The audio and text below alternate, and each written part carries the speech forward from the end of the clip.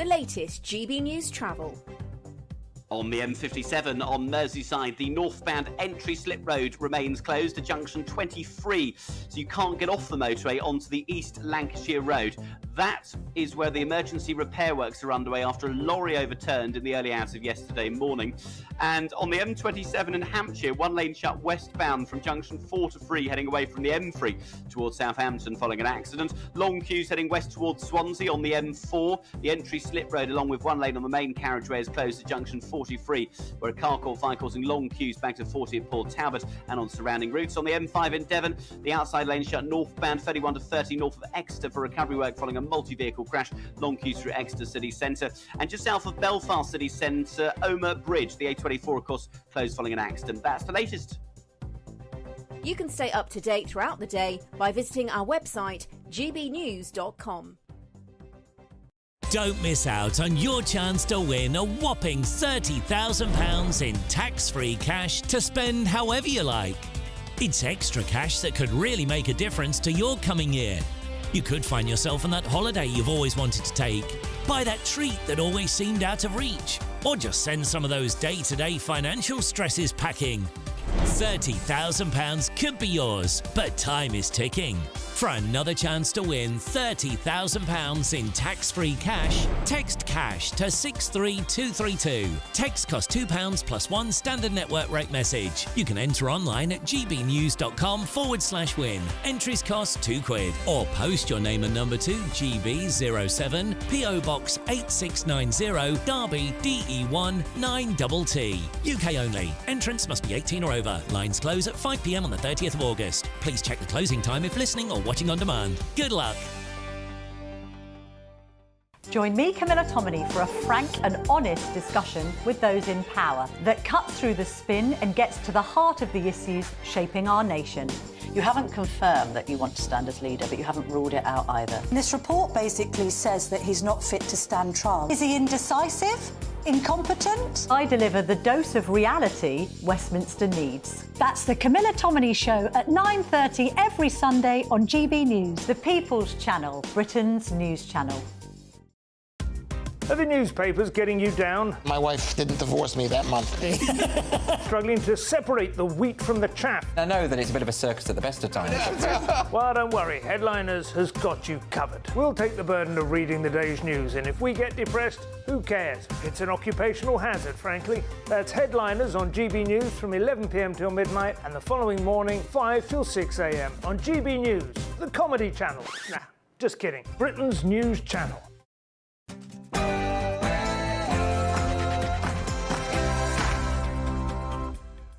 Good evening, I'm Christopher Hope, and this is GBN Tonight. We have a shocking story for you this evening. Ministers are planning to release 2,000 prisoners in less than 3 weeks' time, and we've been looking at who might be set free. Our analysis shows that it will include those convicted of violent crimes and even manslaughter. In one instance, a killer on early release has been identified as a foreign national. How will Labour ensure that public safety can be guaranteed on our streets? And bombshell claims in a newly released book say our late Queen thought the former President Donald Trump to be very rude when they met. Plus, Welsh librarians have been advised to avoid holding meetings in racist buildings. That's one which has an association with Britain's historical involvement in the slave trade. This is all part of a plan by Welsh Labour to eradicate systemic racism by 2030.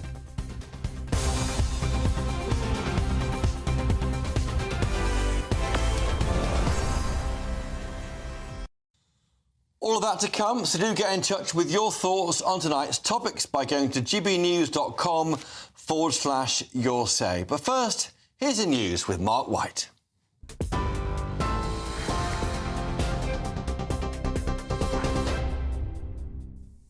Good evening. At just after 7 o'clock, the latest news from the GB News Centre. New video has been released showing the moment a British super yacht disappeared from view in a storm off Sicily early on Monday morning. The grainy security camera footage shows the 75-metre-tall mast of the Bayesian just visible through the torrential rain and storm-force winds.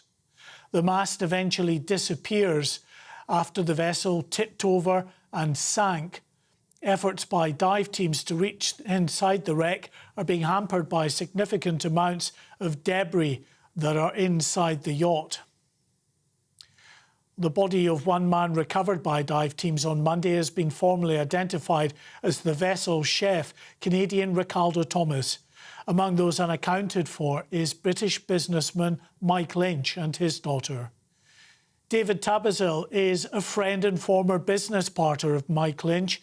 He spoke exclusively to Michelle Dewberry and said if anyone can survive, his friend can. Any chance of him surviving this, he has the strength to do this, and I hope that we aren't talking the past tense. He is a remarkable man, and if you've had the blessing and the honour to have worked with him or known him, he's a force of nature and somebody who I think will become a business and intellectual and scientific legend in the decades to come. Emergency services in Lincolnshire are at the scene of a rescue operation at a seaside pleasure park. The incident at Botton's Pleasure Park in Skegness follows a malfunction of one of the rides. It reported up to 20 people have been stranded for a time in mid-air as fire service personnel attempted to get them down safely. There are no reports of any serious injuries. At least 10 Palestinians have been killed in an airstrike on a school in Gaza. Israel claims Hamas was using the school as a command centre. Meanwhile, the Israeli military says it's recovered the bodies of 6 hostages who were captured in the 7th of October attacks. It comes as the US, Egypt and Qatar are calling on Hamas to agree to a ceasefire proposal after it gained the backing of Israel last night. King Charles has visited Southport today to meet survivors of last month's stabbing attack, which left 3 girls dead and others injured. His Majesty also took time to meet members of the public who showed up for the visit. Earlier, he spoke to some of those who provided support in the aftermath of the attack. And he also thanked emergency service personnel who dealt with both the stabbings and the riots that followed. The final 31 Ted Baker stores across the country have shut their doors for the last time today after the company was left behind. The fashion chain it went out of business. So those stores were at Heathrow and Gatwick Airport, London's Regent Park, and also in Bath and York. Well, those are the headlines for the moment. I'm back in an hour. For the very latest GB News direct to your smartphone, sign up to News Alerts by scanning the QR code or go to gbnews.com/alerts.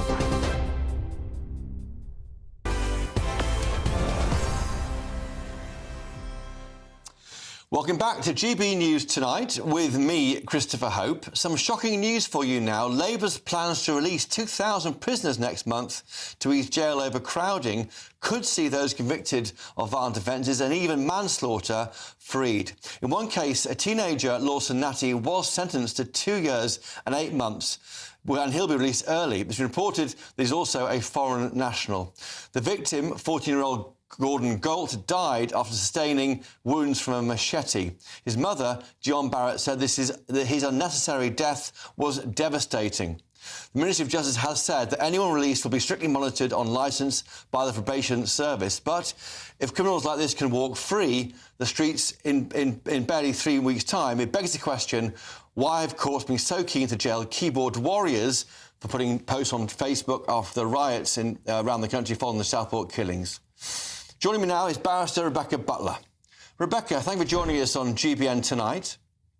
Is this mass prisoner release a worry for public safety? Well, it was announced in early July that they were going to do this because of prison overcrowding. And in fact, Alex Chalk, the last Justice Secretary, had also announced similar plans. Rishi Sunak hadn't signed them off by the time he announced the election. And I'm sure you're aware of that. To be honest, no, I don't think it is a big worry because 25% of the prison population would be due for half-time release anyway. So if you're a 1-year sentence, that's a month early, then you would be entitled to. And if you're, between 4 and 12 years on a determinate sentence, then you're looking at a matter of months difference. I actually think that what Labour is doing here is they're headlining and grandstanding over the Southport problems and what they like to term the far right problems. I think they are grandstanding over that because this was always planned and would have happened whatever government was in charge, frankly. What do you think victims might say, Rebecca, of someone jailed for a crime against someone in their family, like we saw earlier, and then released early as well? Yeah, I think this is always a hard one because victims feel that they are not heard adequately enough in the criminal justice system. And I feel a great deal of sympathy for them. And, a lot of the, victims' families do want to see retribution, frankly, for their losses, and who could blame them for that? It would be very, very difficult for them to swallow that. However, a 2-year sentence for causing death is actually a very low sentence anyway. It's probably a manslaughter plea or a manslaughter case. So there will be other factors around that. I think this is one example that doesn't actually represent the whole, because where you've got 25% of the population in prison who would be eligible for release early, very few of them are going to be in that level of severity of offending, to be fair. And, they're going to have to come out on probation. They're going to be effectively subject to recall if they do anything wrong when they're released. So I think there's a lot of headlining here by the Labour Party, but actually I do think they're making a mountain out of a molehill, and they are making a very, very clear point here. But it's risky, isn't it? Because were any to reoffend, then that would be a real political problem for this government. Yes, it would. But then people weren't really saying the same when there was a mass release of prisoners during the COVID pandemic. Now, there was a reduction in crime as well because people were really locked in their houses for a lot of it. But we did do a lot of releases then. We had the problem, of course, of remand prisoners whose cases weren't coming to trial. And of course, there are custody time limits that the courts have to comply with in respect of remand prisoners as well. So, yes, there is a risk. A background proportion of criminals will reconvict on release anyway. That's probably 30%. So, yes, you would have to see what the numbers were.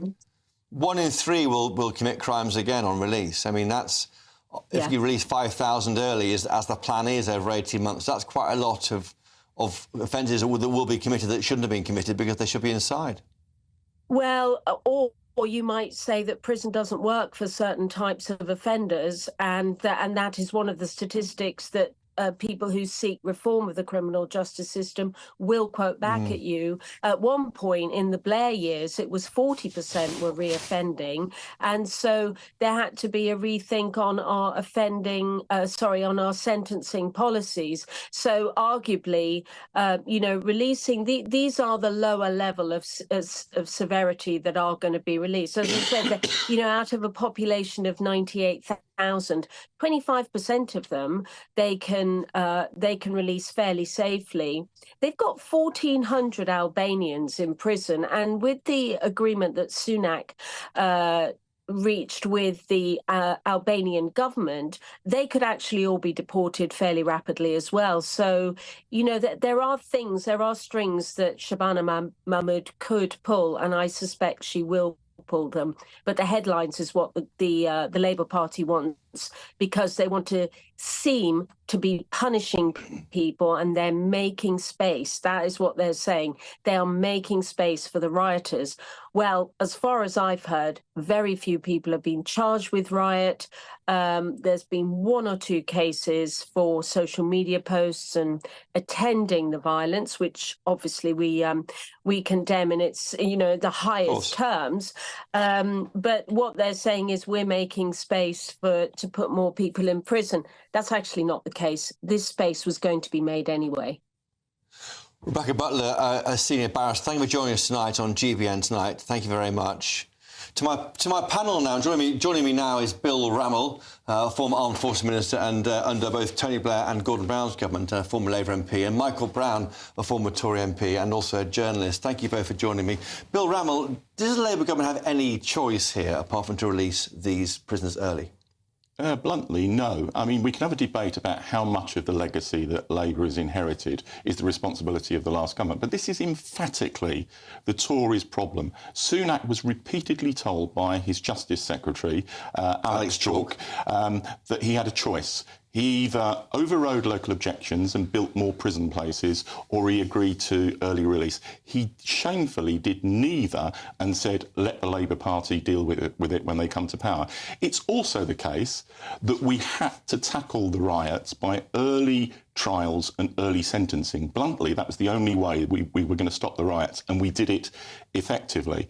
So we've had to agree to this, but there are safeguards in place that I think can give the public reassurance. Michael Brown, though, you've got maybe some violent thugs being released next month and people being banged up for tweeting or putting remarks on Facebook that they say they regret putting there. Well, look, at the end of the day, it's with a heavy heart that I have to agree with what Bill has just said. The fact is, the Tories in 14 years didn't build any new prisons to any extent that was required. The whole criminal justice system, from cutting the police to a lack of probation officers, a lack of prison officers doing a thankless task. The fact is, it was broken, and even if the Tories had been re-elected, you would have found that the Tory government would have been doing the same thing had it been re-elected. So I don't dissent from what Bill said. But they would have been criticised too for it. So why yes. I mean, but Rebecca Butler there said, Bill Rammell, that 30% of these individuals go on to re-offend typically. Now, if they re-offend when they should be inside, there'll be victims created by that re-offending who'll be really, really cross and worried. That's a much wider problem than this early prisoner release scheme. We have 30% of criminals who come out of prison and do re-offend, and that's a big challenge, and we've got to tackle it. But I think we need to get the scale of this into context. It's not a dramatic change. People can already be released after 50% of their sentence. This is just 40%.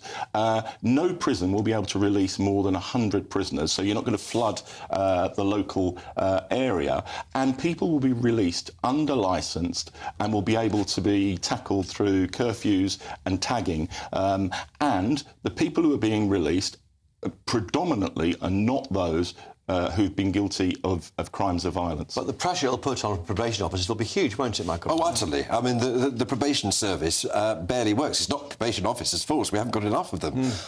Relatively poorly paid. Where I do think that I don't know whether to blame the government or the criminal justice system, is this.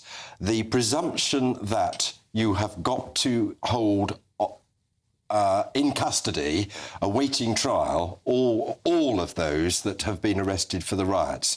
What this means is that apparently about half are not granted bail when they go before the magistrates' courts. But there has to be room in the prisons in case the magistrates say you are going to be remanded in custody pending trial. Now, I think that whether there has been some leaning on by the government, the Prime Minister, the Home Office, on saying to the police, keep them in custody when it comes to appearing at the magistrates' court, first of all, because apparently what that means is if there's no room in the prisons, then they go in the prison cells in the police stations, and police have to therefore double bank. And I think that that's something that. But if that has happened, I frankly think that was the right thing to do. For 9 days in this country, I've never seen such shocking scenes of violence on our streets, and I think we were... Never? 81 riots in Toxteth and Brixton? No, not on this scale, with people throwing bricks at the police, firebombing hotels, storming mosques. It had to be tackled, and without detaining rioters and those involved, I don't think we would have stopped it. But it's not a judgment for the politicians anyway. So you are causing mayhem, and the police arrest you and put you in a cell, and they put you before the magistrates the next day. Now, some are released on bail, but there has to be a prison place available for them in case the magistrate denies them bail pending trial. So I do. It's a small point. I'm not dissenting from the generality of what Bill said. Any government, if Sunak and his mob had got re-elected, they would have handled it in probably exactly the same way, in the way that Cameron did, which is the same parallel that Starmer's done. I can't fault the government for going hard on it. No. It's not a great place to be. And the government are going to be able to successfully get away with saying, look, this is the mess that we inherited. We all knew that the previous government was going to be releasing prisoners, riots or no riots. It's not a great place to be, but as someone once said, events, dear boy, events. Quite right. Well, Bill Ramble and Michael Brown, thank you for joining us for now. Now, coming up, shocking revelations made in a new biography of the late Queen Elizabeth II claims she found former US President Donald Trump very rude. She also allegedly has some thoughts on Mr. Trump's marriage to Melania. Plus, can a building be thought of as racist? Let me know your thoughts by visiting gbnews.com/your say.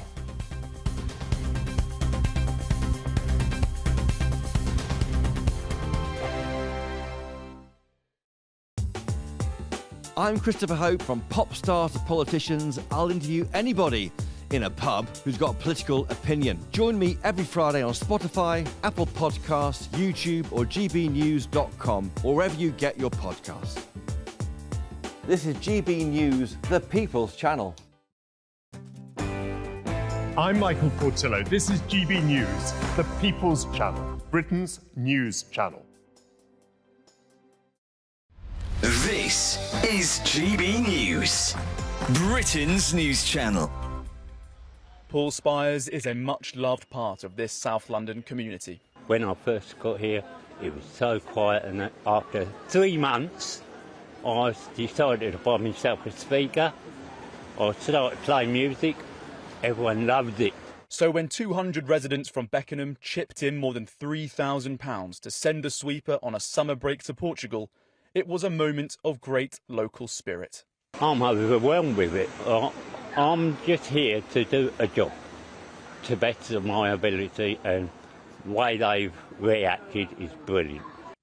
Lisa Knight, an estate agent, said she started the campaign after becoming friends with Mr. Spears.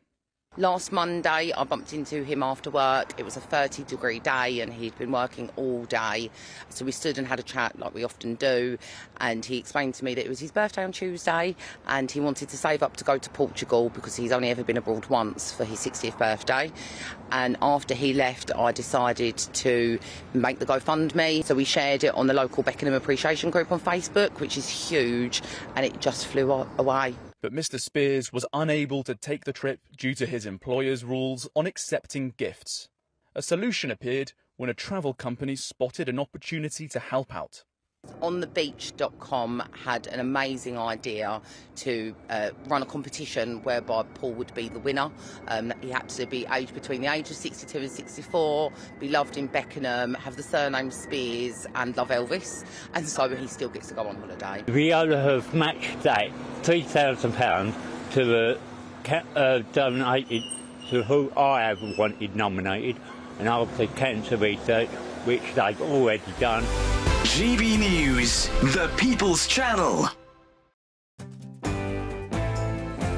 I'm Emily Carver. This is GB News, Britain's news channel.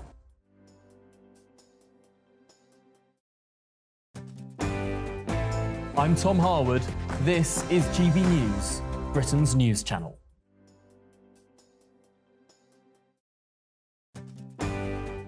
I'm Patrick Christie's. This is GB News, the People's Channel, Britain's news channel.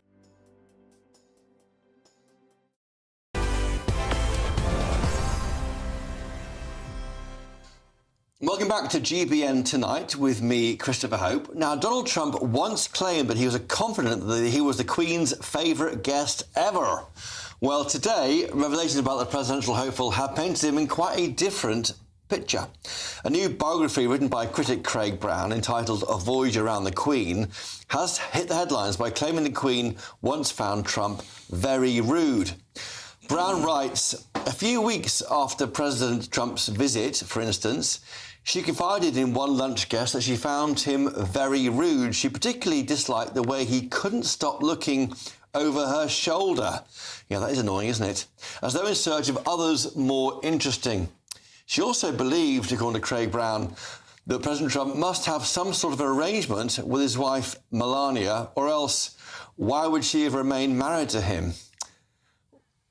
Well, join me now to discuss these damning revelations is former royal butler Grant Harold. Grant, great to have you on GB News tonight. Great to see you. Is this the kind of thing the Queen would have said?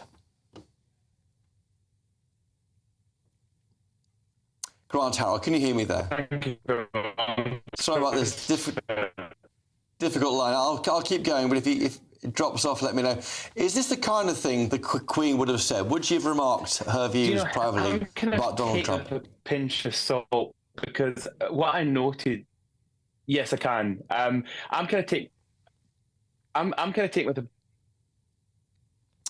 I think that line is not good enough. We'll try to get back to Grant Harold shortly. Michael Brown, you met the Queen? I'm sure you did. I met her once when she came to open the Humber Bridge, which was promised by Barbara Castle to win a Labour by-election, which prompted the 1966 landslide victory for Labour. It was opened on my watch in Barton-on-Humber in my constituency in 1981, 12 days before the Charles and Diana wedding. What did she say to you about the wedding? Any indiscreet remark? I should think if it lasted 20 seconds. Your Majesty, this is Mr. Michael Brown, Member of Parliament. Very nice to see you, Mr. Brown. You must be so pleased, blah, blah, blah. She moved on after, I think, about 15 seconds. Behind her was the Duke, and he said to me, why are you here? And I said, well, why aren't you in the House of Commons? And I said, I apparently do less damage when I'm up here than in the House of Commons, Your Royal Highness. Bill Bramwell, you met the Queen. Was she ever indiscreet to you? No, I met her a number of times, most memorably on the night that the Olympic Committee came in advance of London 2012. We hadn't yet won the bid, and she hosted the most wonderful reception at the Palace for the Olympic Committee, and she was an absolute star of diplomacy. She was also a very sound judge of character, and I'd like to think she said this about Trump, but I don't actually believe it, because she was absolutely inscrutable with her personal and political views all the time she was on the throne. So I don't actually believe she said this about Trump. She wouldn't have said those remarks about... Because... I don't think so. Would she be aware that she is the head of state of our country, meeting America's head of state, and it's not really the personal anymore, it's that kind of political connection between the two individuals? Yeah, and she absolutely got that she had a diplomatic duty on behalf of her nations to fulfil. And I think in all the time she was on the throne, you never got any sense of her personal and political views. That's why the story just doesn't ring true with me. No. What's your take on it, Michael Brown? Would the Queen have said this kind of thing? If she said it, it was probably in a private conversation some years ago, obviously, in, of course, the last 3 or 4 years. Yes. And if she said it, it would have been in private. And maybe somebody blabbed to somebody who blabbed ultimately to Craig Brown. But I, like Bill, would agree that it would not have been meant for any onward transmission. There was a drama, wasn't there, when it emerged, the reports in the Sun newspaper that the Queen backed Brexit. Do you remember that? Yeah, I don't think that had any substance. The only time she came close, I think, was the Scottish referendum. Oh, yes. Where she did, and I forget the exact formulation. Well, I was up there covering it for a newspaper back then, and she spoke to somebody outside the Crathy Kirk on the Sunday before the voting back in that day, and she said something like, think very carefully. I hope everyone thinks very carefully about leaving the UK. That, I think, is the nearest she ever came to expressing an opinion opinion. And if you... and the other occasion, which got the Prime Minister into trouble a few days later after the referendum, was when David Cameron was overheard on a microphone at the United Nations saying she was purring down the telephone. But that was David Cameron. That was David Cameron, not the Queen. No, I mean, so Cameron had... And that was a mistake by Cameron, because you're not meant to really disclose what you say to the Queen. But I am quite sure that in the privacy of those moments with her Prime Ministers, all of whom, without exception, kept absolute confidentiality. I'm quite sure that maybe the question of Mr. Trump's rudeness could have cropped up, and I can absolutely assure all your viewers that none of those prime ministers would be. But also the comments from Trump are just revealing of his narcissism. Exactly. You know, I'm the best president the Queen met. I know. I mean, she met JFK. I mean, she met... I think she met every single president during her reign, with the single exception of Lyndon Johnson. Did she? Yes. Yeah, that's a lot. I mean, and that connection, that relationship between prime ministers and the Queen is so valuable. Well, I'm sure it will be with the King now, because it's the one that won't leak. It's the one where you can have a conversation with someone who's a bit of, not even your equal, above you, really. Well, in the monarch. It's interesting. Chief executives of large organisations have personal counsellors that they can go to, where in a private space they can offload. Yeah. And in a sense, I think that's what the monarch does with the prime minister. Yeah, it's quite an emotional It was alleged relationship. that during the one, I think Trump came twice to the United Kingdom during his 4 years as president. It is alleged, and I think this was in one of the banquets or something, where Trump asked Her Majesty, Her late Majesty, who was your favourite Prime Minister? And she replied, and this was overheard, I liked all of my prime ministers. It's like liking all of your children. If you ask who's your favourite child, like, they're all my favourites. Yeah. There's no other answer, really, I suppose, was there? I mean, I guess even now, looking now with the King, we know what the King's views were with those letters he used to write when he was Prince of Wales, but he has maintained a kind of reserve, hasn't he? He hasn't really got very involved in politics, as some feared he might do when he became King. Well, it's interesting. As a minister who was on the receiving end of one of those letters once... The Black Spider letters. Yeah, I did have a reservation about the then Prince Charles, that he would be more political once he became king. And actually, he hasn't at all. No. He's adopted the manner, the tone and the substance of his late mother. He stepped up. He was in Southport today meeting families. Of course, he's asked to be kept abreast of what was going on. He is a very, very, very compassionate man, has been all the way down the ages ever since he was Because there's no manual in that role, is there? I mean, you make it yourself, right? I mean, there was a monarch for... I was born in 1951. I am so old. I was born in the reign of George VI for about 7 months. Bill, of course, is Elizabethan. I think the whole of his life has been under just one monarch until 2 years ago. Are you a monarchist, Bill Rammell? I'm a pragmatic monarchist. I mean, I have a problem intellectually with hereditary monarchy, but then I stumble at what the alternative is. President Tony Blair is the alternative. Or whoever. Boris Johnson. Or Boris Johnson, God help us. So, you know, I think the monarchy works well as long as it sticks to the rules. It did under the Queen, and I think it is doing so under King The only Charles. time there was a very allegedly dangerous affair was front page of the Sunday Times, I think it was, decades ago, when there was alleged to be a problem between the Queen and the Prime Minister Thatcher over South Africa. Commonwealth Prime Ministers Conference in South Africa. Yes, that's an allegation. That was tense. Which we'll leave hanging there. Michael Brown, Bill Rammell, thank you for staying with us today. Coming up, there's been more fallout to Labour's decision to scrap winter fuel payments for pensioners. The government has today launched a new drive to get pensioners on low income to sign up for a benefit scheme, as energy bills are forecast to rise by £150 in October. I'll be speaking to a charity boss to see how this will impact the elderly. Stay with us. Good evening. Here's your GB News weather update from the Met Office.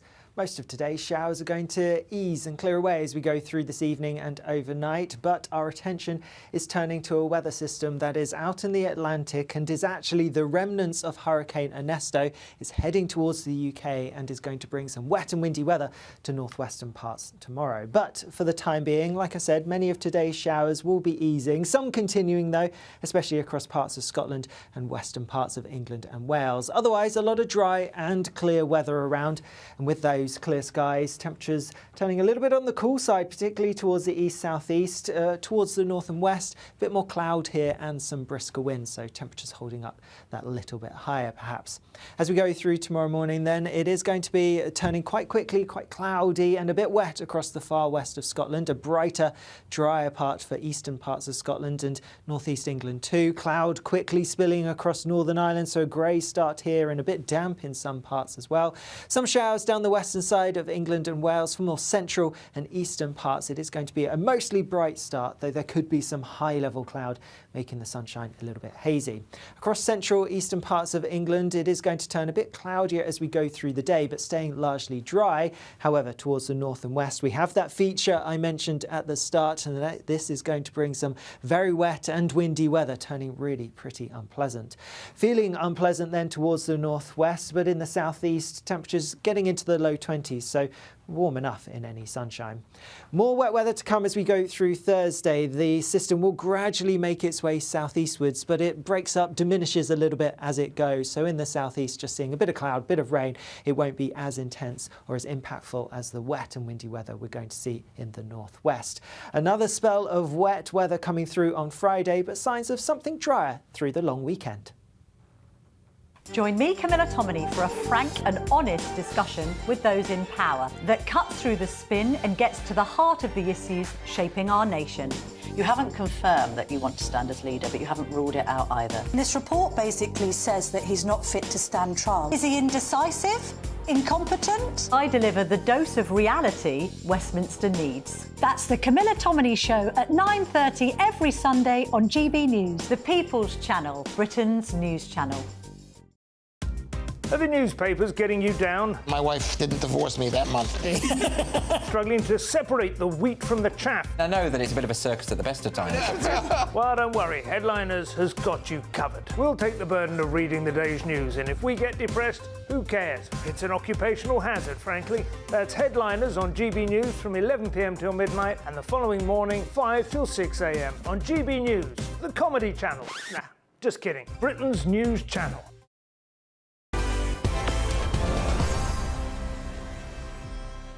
Welcome back to GBN Tonight with me, Christopher Hope. Now, last month, Chancellor Rachel Reeves shocked many by removing the winter fuel payment from millions of pensioners. Today, the government launched a drive to persuade pensioners on low incomes to sign up for benefits to help with their heating costs this winter, in a move described as tokenistic by critics. The Chancellor had hoped that removing the winter fuel payment would save £1.4 billion. However, a report now suggests that with 880,000 more pensioners set to sign up for the pension credit, it will cost maybe 2.5 times more than a predicted saving. This comes because you can qualify for other benefits when you sign up for the pension credit. All of this comes as Ofgem will get ready to raise the energy price cap this week for the winter. A report from Cornwall Insight forecasts average bills will go up by £147. Joining me now is Caroline Abrahams, Charity Director at Age UK. Caroline, welcome to GBN Tonight. Great to see you there. Is putting more pensioners on benefits better than paying everyone a lump sum to keep warm this winter? Well, I don't think that's the choice we're looking at, unfortunately, because we think that it's great that this drive to get more people to claim pension credit is happening. It's absolutely the right thing to do. But the problem is all the evidence suggests it won't be anything like enough, because the rate of take-up has stayed stubbornly at about 2/3 of older people for more than a decade, despite there being lots of publicity about the advantages of claiming pension credit when the BBC TV licence schmozzle happened in 2015, as you may remember. Even then, sure, take-up went up a little bit, but not by very much. So our concern is that actually, even despite this drive, which we'll do everything we can to support at Age UK, lots and lots of pensioners who are entitled to pension credit still won't get it. And that's where the 880,000 figure comes in. And if they do sign up, they may be even more costly because other benefits might accrue towards those pensioners. Do you see a double standard in the treatment of pensioners and other groups since the election? You've got these big pay rises for public sector workers, 5.5% or so, and they're taking money away from pensioners. Well, I think older people want decent public services too, and obviously having the people to run them is a big issue, particularly in the NHS, where we know there just aren't enough staff to go around. And really, we find older people very sympathetic to the needs of nurses and doctors and people like that. So I'm not bringing those two issues together, although I recognise some other people are. The fact is, though, we know that means testing, the benefit is going to hurt maybe as many as 2 million older people who are either on very low incomes or living in vulnerable situations. And we just think that's the wrong policy choice. And this week we could see that energy price cap go up by £150 or so this winter, at the same time as you lose this £300 pension payment. I mean, it's going to be a very, very difficult time for pensioners. Absolutely. And it's not even only that, because also last year and the year before, pensioners received cost of living payments that you might remember, which were brought forward because of the cost of living crisis. So they're losing that as well. So it's all adds up to a perfect storm, really, for older people who are on very low incomes or, you know, who are facing very high energy bills because they're ill at home and they have to have the energy, they have to have the heating up high, or they have to run the washing machine every day. So that's what worries us, and that's why we hope the government will reconsider. Is there anything political here? I'm a political journalist. I've got to ask the question, I'm afraid. But the average age of turning from into a Tory voter is now 63, judging at the last election. So it suggests that pensioners are more likely to be Tory voters. Is that part of the equation, you think, in Whitehall? Well, as you'd expect, I work for a charity, so you're quite entitled to ask that question, but equally, I'm perfectly entitled not to answer it. I think really that's a question for you to ask the politicians, not us. What we're focusing on is actually the impact on older people. That's what matters to us. And we think actually matters to the vast majority of people in this country. Shouldn't really be about politics at all. I think we're better than that.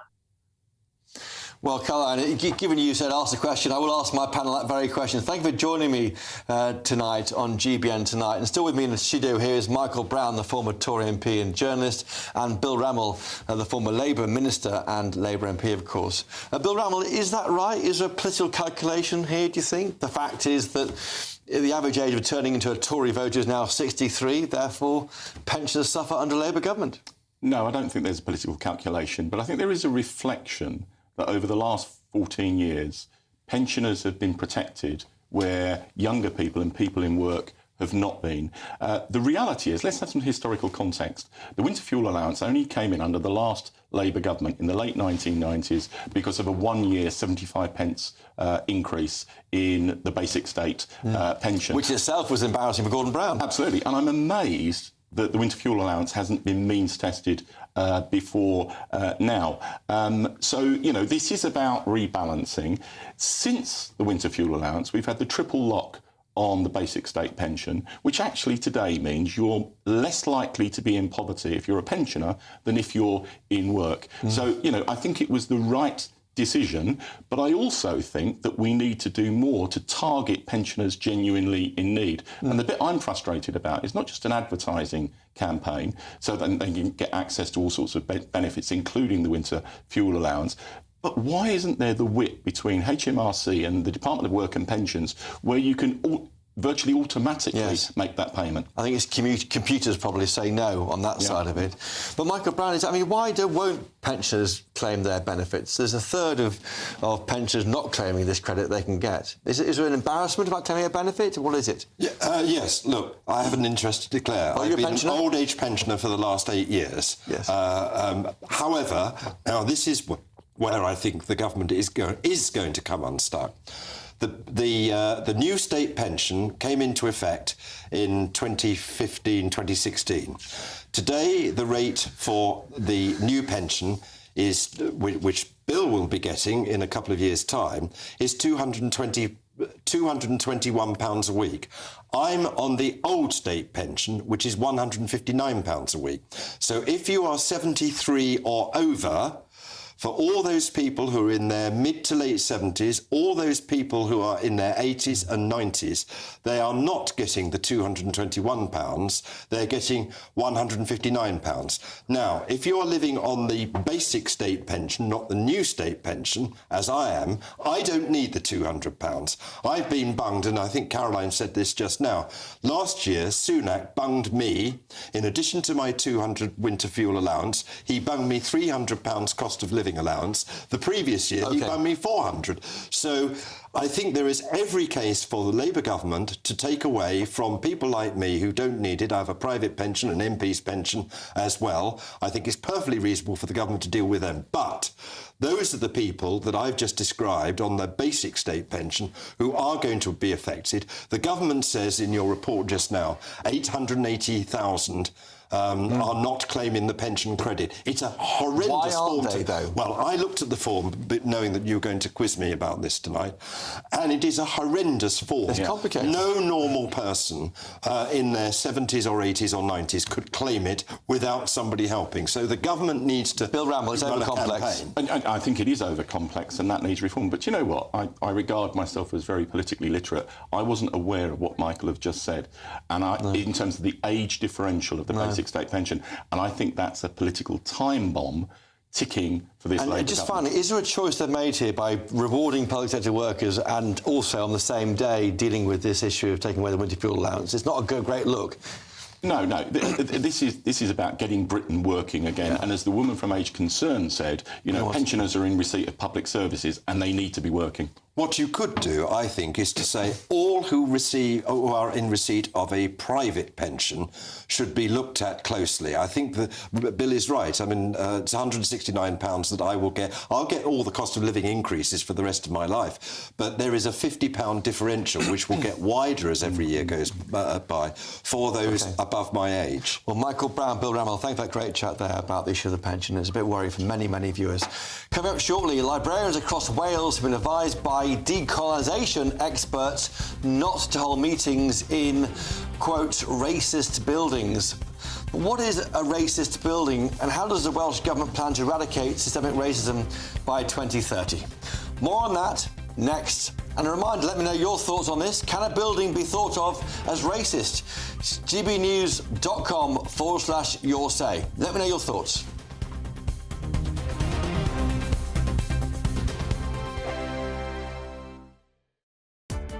Welcome to State of the Nation, daily plunge into the stories shaping our country.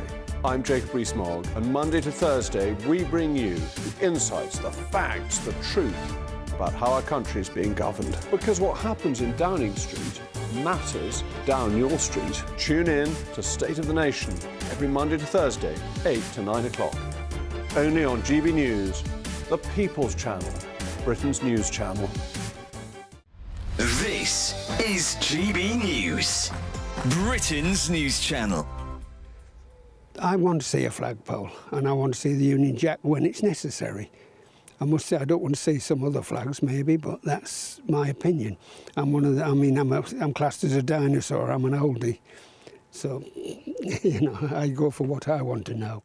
Well, you're not a dinosaur in our books. What would you say to the people who were complaining about the Union flag and saying that it's a sign of national? What's your response to them? Well, in this village, best thing is for them to get out of it.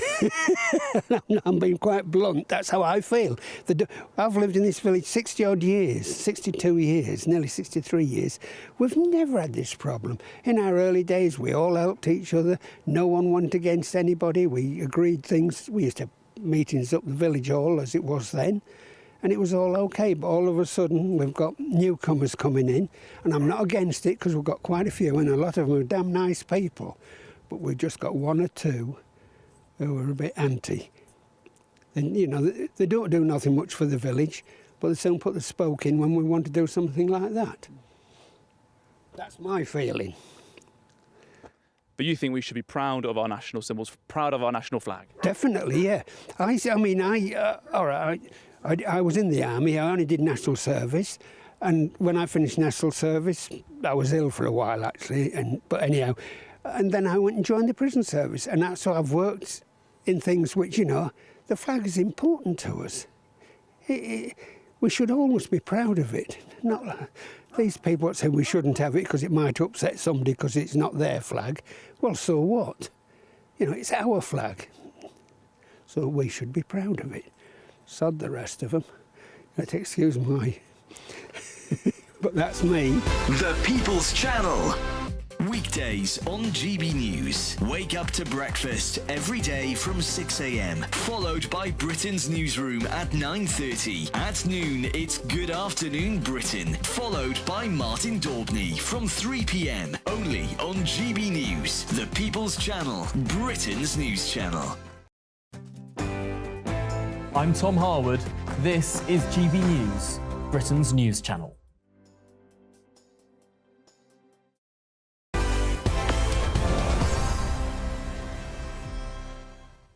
Welcome back to GBN Tonight with me, Christopher Hope. Now, racism is a term normally reserved for people, not buildings. However, in a push to end systemic racism, librarians are being warned not to hold meetings in buildings which are considered racist. Training is being given to librarians in critical whiteness studies and how to deal with issues like the dominant paradigm of whiteness. It seems that any historical building which has a connection to slavery and in turn the British Empire might be guilty as charged.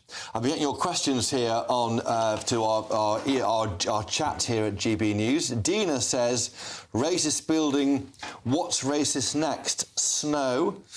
And Tracy says, no, a building cannot be racist. How absolutely pathetic.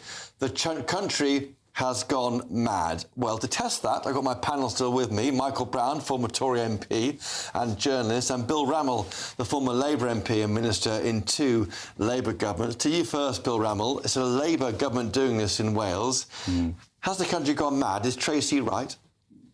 I get exasperated by this story. I mean, look, I understand... Don't blame me for it. No. I understand the rationale of race awareness training and advice. It's been going on in the public and private sector for donkey's years. I also understand the case for renaming buildings, as long as you consult people. Colston Hall in Bristol. Yeah, when they're associated with slavery or racism. But there's a real risk of going too far, too fast, and not taking people with you. And, you know...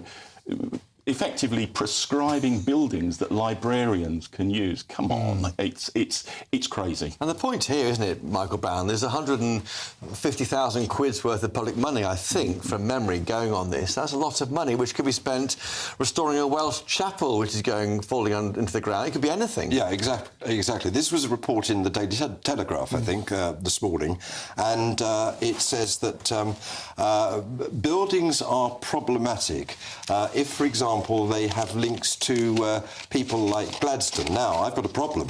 I'm a member of the Reform Club in 104 Pall Mall. The Reform Club was invented in the early 19th century to celebrate the passing of the 1832 Reform Act to widen the franchise. It's basically a liberal and today left-of-centre club. It doesn't have an overt political view, but it's basically people like Bill, Roy Hattersley, those types of Labour members. There is the spouse of a former Prime Minister who's a member in the Reform Club. Now, we've got Gladstone everywhere. Yes. We have a library. We have a librarian. Are we going to... You avert your gaze, Michael Brown. I salute Gladstone. And the reason for that is because Gladstone's father was a slave owner, and Gladstone made one of his early speeches in the House of Commons defending slavery. Yes. And so the Reform Club is going to have to be shut down at this rate. And what are all those delightful lefties like Bill, very civilised people, going to do? Well, Bill... If they... he may not be a member of the Reform Club. I'm sure he's been there. So Bill, is it £130,000 of taxpayers' money going into this? I mean, there's somewhere called the Goneril Owen Primary School, named after a Welsh poet who owned slaves. That's so there are renaming buildings is right. Is that right? Because it's a. But when you can't go into a library. Then I think it goes too far. Yeah. And the use of public funds for this campaign as well. I think one of the problems is what is well-meaning by the Welsh Government. They then commission an organisation who goes way beyond the remit. And the bit I find really inexplicable is I went to university in Cardiff. I know Wales very well. And Wales as a whole and the Welsh Labour Party are actually what I would describe as conservative with a small c. I do not understand how the Welsh Labour government has ended up at the vanguard of this kind of campaign. These culture wars, they're quite... I mean, setting aside your Reform Club issue there, Michael Brown, but they're all dangerous grounds to tread on, aren't waste they? of time. I mean, the report says that pubs in Wales with names like the Lord Nelson and people of that ilk... You can't chop down Nelson's column. Well, exactly. I mean, are we going to bulldoze Nelson's column in Trafalgar Square? I mean, where does it stop? It is just utterly ridiculous. And the bigger problem is we do have a serious problem of racism in this country, and things like this undermine the importance of that. And Bill, this is where our colleague and friend, my friend Nigel Farage, for whom I voted at the recent general election, allowing the Labour Party to win Westminster. OK. The fact is, this is meat and drink to the Reform Club, the Reform Party, when they go after the Labour vote. That is, it's the very people who have hitherto historically voted Labour. This is bad news for Labour. Well, there's polling out this week showing a big swing in Labour voters towards Reform UK, Bill Rummel. Yeah, and also I think there's lessons from across the pond as well. I was reading some stuff today. It is very interesting that Kamala Harris is not going down the road, lock, stock and barrel of identity politics in the way that Hillary Clinton... Trump tried to force her down that route by questioning her. And I think people on the left need to be careful with this. And it undermines... Racism is appalling. Yeah. But a building can't be racist, and they're using that language undermines the seriousness of racism. Just one further point. The Barbados Parliament is one of the oldest parliaments in the world. The current building was built in the 19th century, and the people of Barbados still use that building. I'm going to go to our next host of GB News, Jacob Rees-Mogg, coming up with State of the Nation all the way tonight from God's own county, he made me say that, of Somerset. Jacob, can I ask what's on your show? Before I ask what's on your show tonight, Jacob, is your library racist? My library is definitely not racist, and we did go and speak to some people in the great city of Wells and asked them if they thought buildings were racist, and I'm afraid they thought it was a lot of old baloney. So we're going to be talking about that, but we're going to be leading on the government saying that working from home is all great and presenteeism is a bad thing. So if you turn up to work, that's probably not popular with Sir Keir Starmer and his troops. It's the idleness, the new idleness of New Labour that we will be talking about to start with. And then we've got one of Somerset's leading baronets, Sir Benjamin Slade, on. Last year, he was in search of an heir and wanted to see if he could get one. And lots of people mailed in to say they would like to help Sir Benji provide an heir. So we're going to get an update on his status. I wonder, Jacob, do you regret now putting post-it notes on those desks in Whitehall saying, I'm sorry you're not here, I'll come back when you're back in the office? No, I wish I'd put more. I only put 3 out, and that had a bit of an effect. But nobody watching this programme ever gets through to HMRC. If you need to deal with DVLA and you're not doing it online, you don't get answers. That public services where people aren't in work aren't working. No. And for the government to want to carry on encouraging people to stay at home is idiotic. But do you blame your government for this? You were in charge until last month. Well, when I was government minister for government efficiency, we were beginning to get people back in, and we published the information which Labour's now decided isn't worth publishing. That's Jacob. We're going to end there. State of the Nation next. But first, though, it's the weather with Alex Burkle. Thank you for joining us. Great show. Looks like things are heating up. Boxed boilers, sponsors of weather on GB News. Good evening. Here's your GB News weather update from the Met Office. Most of today's showers are going to ease and clear away as we go through this evening and overnight, but our attention is turning to a weather system that is out in the Atlantic and is actually the remnants of Hurricane Ernesto. It's heading towards the UK and is going to bring some wet and windy weather to northwestern parts tomorrow. But for the time being, like I said, many of today's showers will be easing, some continuing though, especially across parts of Scotland and western parts of England and Wales. Otherwise, a lot of dry and clear weather